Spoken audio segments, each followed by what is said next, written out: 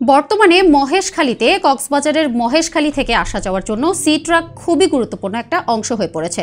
কারণ সি ট্রাকের যাত্রী ধারণ ক্ষমতা 250 জন, তারপরেও 300 থেকে 500 জন পর্যন্ত যাত্রী আসা যাওয়া করেন, যার কারণে মহেশখালীতে আর একটা সি ট্রাক খুবই গুরুত্বপূর্ণ অংশ হয়ে পড়েছে।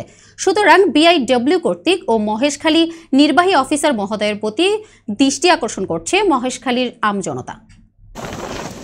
দর্শক, আমিও আপনাদের সামনে চলে এলাম আবার নিউজ 21-এর পক্ষ থেকে আপনাদেরকে স্বাগতম।